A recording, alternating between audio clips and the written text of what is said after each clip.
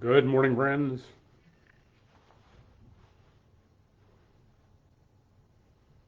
Good morning, good morning. Hello, hello.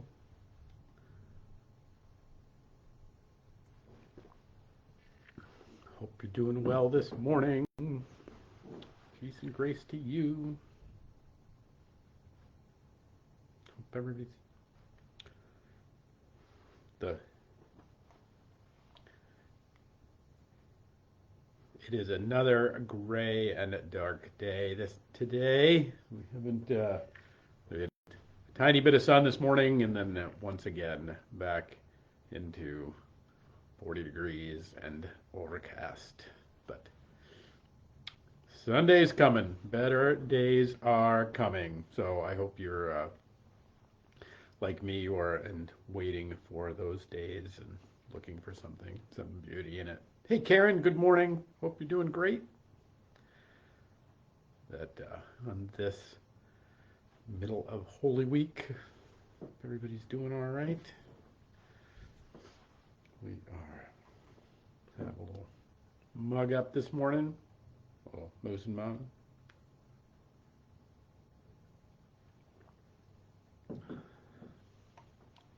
It's a good day. Hey Jane, good morning to you. Hope you're doing well. Hope you and Vicky, good morning.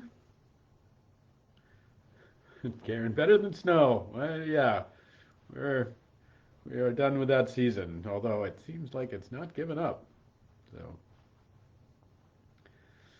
good morning, good morning. All right, friends, let's get going this morning. It is the 16th day of April on this Wednesday. It is what is known as Holy Wednesday or Spy Wednesday. So that we find ourselves today in the middle of this journey from Palm Sunday Easter Sunday. We're in this place where there is grace and goodness and wonder that starts with the triumphal entry, and now things have turned on this what is known as Spy Wednesday. So, one of the things in our house, we like Klondike bars. Anybody like Klondike? And they have a marketing campaign that you might hear out there. What would you do for a Klondike bar? And then they have people doing all kinds of outlandish things for a Klondike bar for a little bit of ice cream covered with chocolate, which is pretty awesome, by the way.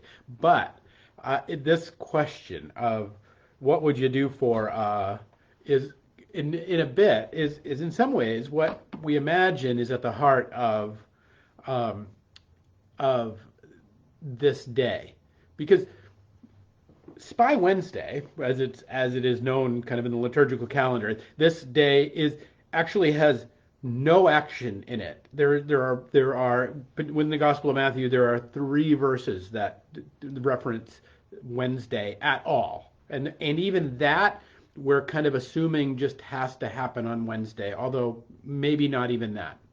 That that it is always one of the most amazing things to me that in the middle of reclaiming humanity from the grips of death and the devil, in the middle of it all, what does Jesus do? He spends right in the center of it. He spends time with his friends, hanging out at home in Bethany, hanging out with Lazarus, hanging out with Mary, hanging out with Martha, hanging out with the disciples. That there is nothing of note that happens in Jesus's narrative in this time.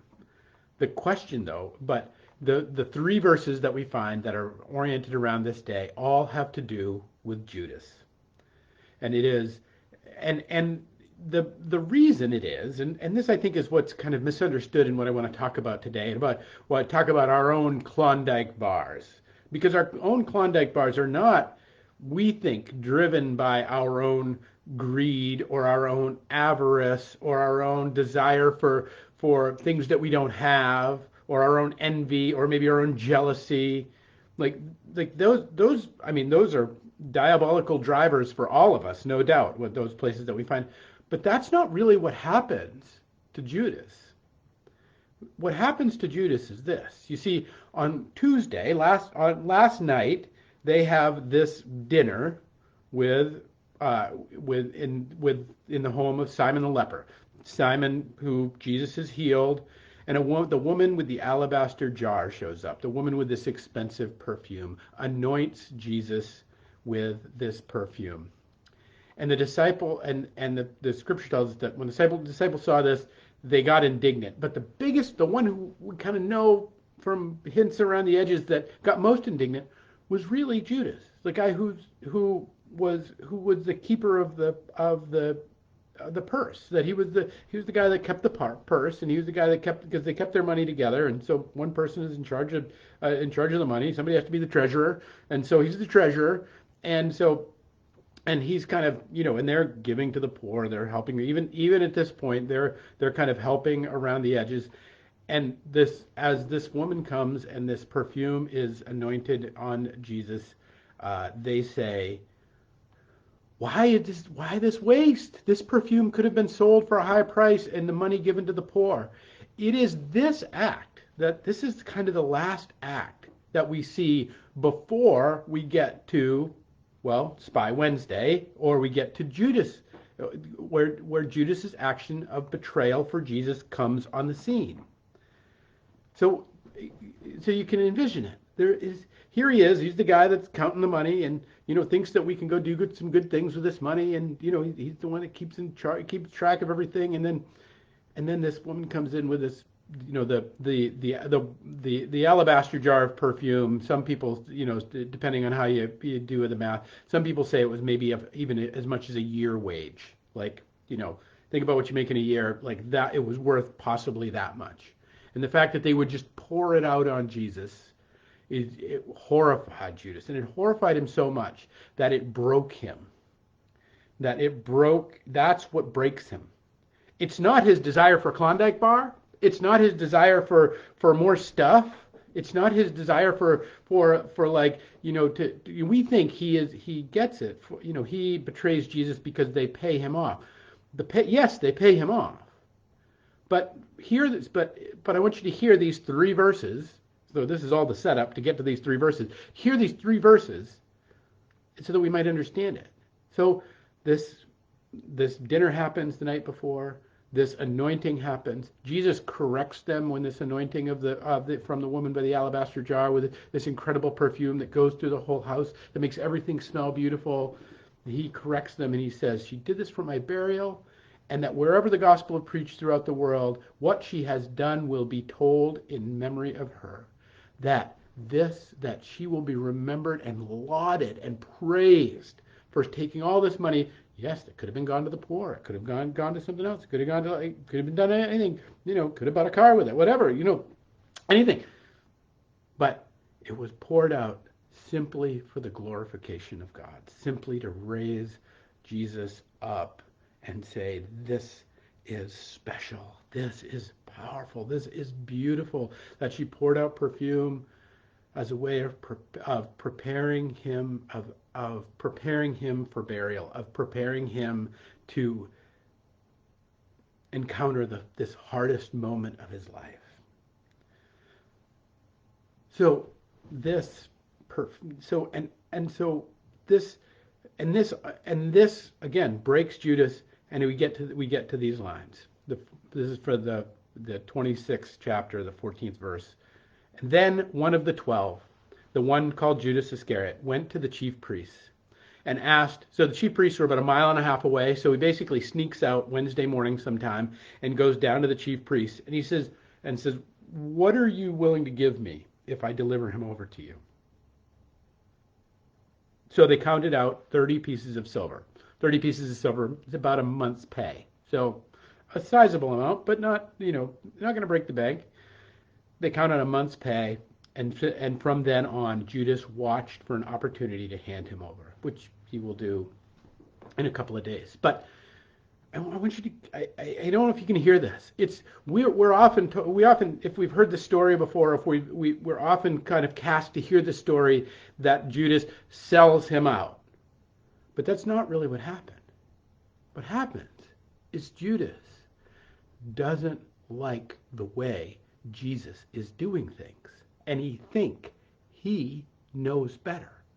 It's not his greed, it's not his avarice, it's not his desire for a Klondike bar that that gets him. It is the fact that he sees what he perceives this idea of spending, of pouring all this perfume out as such a waste, as not doing the right thing, as a corruption even by Jesus's standards, and say, and he's just had it. Like he's like, that's it. I'm gonna follow this guy if he's gonna just waste all this.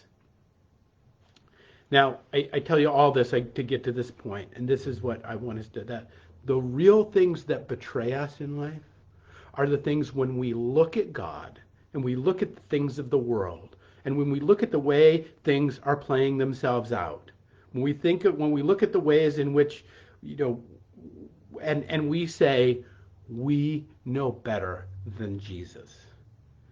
That if I were Jesus, I wouldn't let that happen. If I were Jesus, I wouldn't let that happen. If I were God, this would never be a part of I would never allow this in the world. I would never allow that in the world. That instinct, that's the one that puts a crevice in our heart to actually separate us from God. We've been told over the time that it's our desire for stuff. It's our desire for a Klondike bar. It's desire, and those things they'll certainly lead us astray if we run headlong into them. But that's not really where the relationship gets broken. Where the relationship gets broken is where we can't because the disciples still don't get it.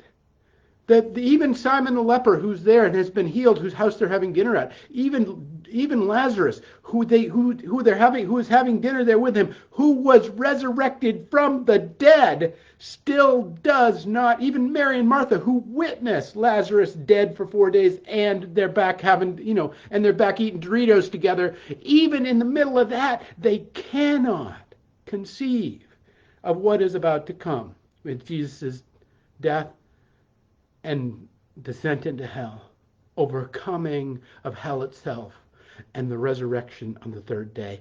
They can't even conceive of that. Even though he's told them, even though he's telling them, even though he says, this woman will be remembered in time because she has she has prepared me for burial in a way that nobody else has, that she is willing to trust and pour out her resources on Jesus, on the true and the good and the beautiful, even though the world looks like it's going to hell and a handbasket, and it does, and I don't understand what God is doing in it, that she remains faithful in that, even unto not her death, Jesus' death. Our death we have to contend with, but it's actually it's when we look at the world and we say that can't be trusted. That God is out of control. God, that's not in God's control. That's not in God's purview. God can't do anything with that. He's going to go to the cross. He's going to die. Like how can we make anything of that? That's the thing that breaks Judas. That's the thing that takes him to the chief priest. That's the thing that says, what do you give me? Because he has lost hope and connection to God because he thinks he knows better in how God should be organizing this world, how God should be overcoming the hells, about how God should be fighting these battles against demons, about how God should be doing God's business, that Judas thinks he knows better.